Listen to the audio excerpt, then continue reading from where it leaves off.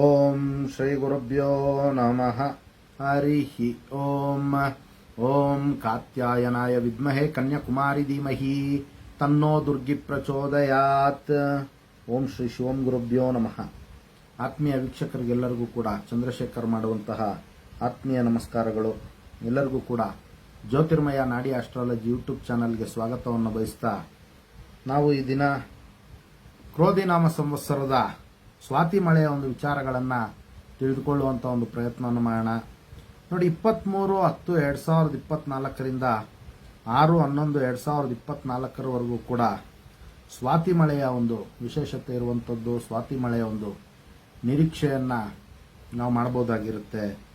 ಇನ್ನು ಈ ಸ್ವಾತಿ ಮಳೆ ಆಶ್ವಿಜ ಮಾಸದಲ್ಲಿ ಕೃಷ್ಣ ಪಕ್ಷದಲ್ಲಿ ಬುಧವಾರ ರಾತ್ರಿ 12:52 ಕರ್ಕಾಟಕ ಲಗ್ನದಲ್ಲಿ ಪ್ರವೇಶ ಆಗ್ತಕ್ಕಂಥದ್ದು. ಇನ್ನು ವಾಹನ ಟಗರಾಗಿರ್ತಕ್ಕಂಥದ್ದು. ಸ್ತ್ರೀಯೋಗ ಸೂರ್ಯ ಚಂದ್ರಯೋಗದಲ್ಲಿ ಈ ಒಂದು ಮಳೆಯ ಒಂದು ಉದ್ಭವ ಆಗ್ತಕ್ಕಂಥದ್ದು. ಇನ್ನು ತಟದಲ್ಲಿ ಪತನ,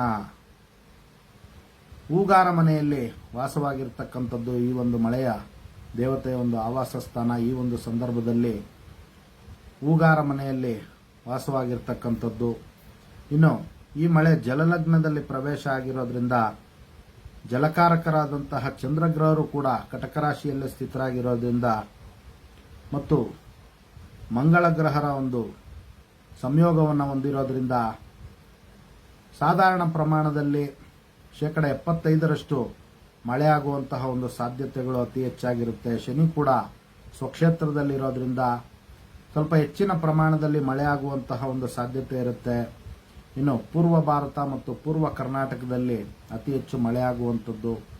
ಇನ್ನು ದಕ್ಷಿಣ ಭಾರತದಲ್ಲಿ ಮತ್ತು ದಕ್ಷಿಣ ಕರ್ನಾಟಕದಲ್ಲಿ ಸಾಧಾರಣ ಮಳೆಯಾಗುವಂತಹ ಒಂದು ಸಾಧ್ಯತೆಗಳು ಅತಿ ಹೆಚ್ಚಾಗಿರುತ್ತೆ. ಒಟ್ಟಾರೆ 14 ಆಣೆ ಪ್ರಮಾಣದಲ್ಲಿ ಮಳೆಯನ್ನು ನಿರೀಕ್ಷಣೆ ಮಾಡಬಹುದಾಗಿರುತ್ತೆ. ಇದಿಷ್ಟು ಕೂಡ ಸ್ವಾತಿ ಮಳೆಯ ಒಂದು ವಿಚಾರವಾಗಿರ್ತಕ್ಕಂಥದ್ದು. ಕ್ರೋಧಿ ನಾಮ ಸಂವತ್ಸರದಲ್ಲಿ ಎಲ್ಲರಿಗೂ ಕೂಡ ಜಗನ್ಮಾತೆಯ ದಿವ್ಯ ಆಶೀರ್ವಾದ ಇರಲಿ ಅಂತ ಮತ್ತೊಮ್ಮೆ ನನ್ನ ಆರಾಧ್ಯ ದೇವತೆ ಲಲಿತಾಂಬಿಕೆ ಬಳಿ ಪ್ರಾರ್ಥನೆ ಸಲ್ಲಿಸುತ್ತಾ, ಸರ್ವೇ ಜನಃ ಸುಖಿನೋ ಭವಂತು, ಸಮಸ್ತ ಸನ್ಮಂಗಳಾನಿ ಭವಂತು, ಶುಭಮಸ್ತು.